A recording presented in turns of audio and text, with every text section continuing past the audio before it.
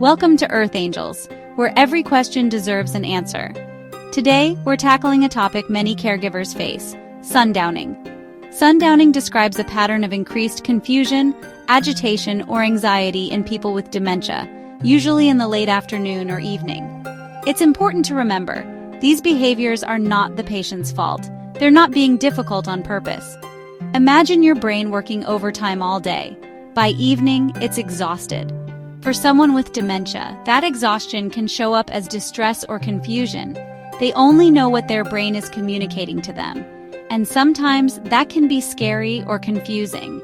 Sundowning doesn't affect everyone, but when it does, it can be a daily challenge. It often appears in the mid to late stages of dementia and can range from mild restlessness to intense agitation. The key is to recognize the pattern, prepare for it, and go with it.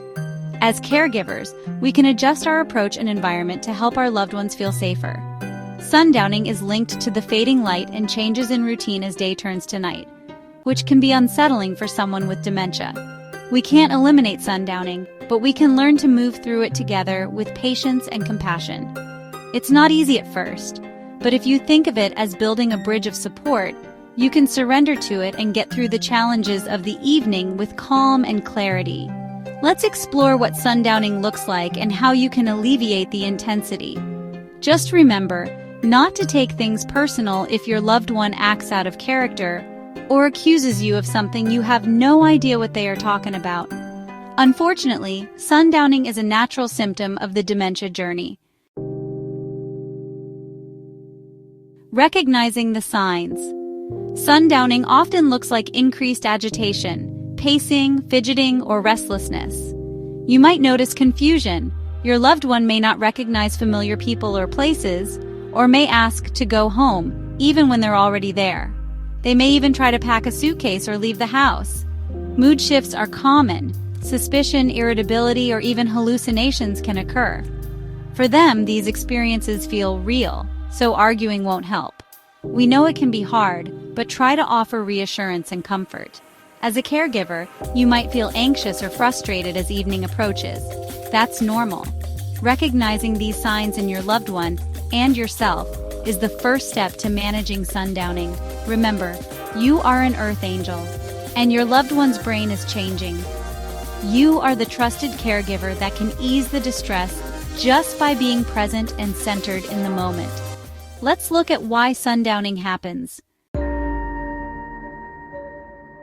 Exploring the causes. One key factor is the circadian rhythm, our body's internal clock that regulates sleep and wake cycles. This rhythm helps us feel alert during the day and sleepy at night. In dementia, the circadian rhythm can become disrupted. The brain struggles to keep track of time, making it harder to distinguish day from night. As daylight fades, this confusion grows. Fatigue and disorientation set in, and the body's signals for rest and activity get mixed up. Disruptions in circadian rhythm make evenings especially challenging for people with dementia, as their brains can't rely on the usual cues to wind down. Mental and physical exhaustion build up throughout the day, making it harder to cope with stress or stimulation. Environmental factors matter. Dim lighting, long shadows, and noisy or chaotic spaces can increase confusion and fear.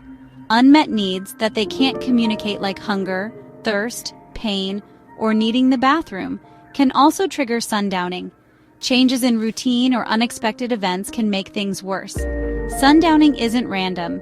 It's a reaction to internal and external stressors. Understanding these triggers, including the role of circadian rhythm, helps us respond more effectively. Now let's talk about practical ways to help. Here's how you can make evenings easier. Keep a consistent daily routine. Regular times for waking, meals, and bedtime help provide structure. Plan stimulating activities for the morning and reserve the late afternoon for calm, familiar tasks like listening to music, looking at favorite TV shows, or being in nature can be soothing to the spirit. Prepare the environment.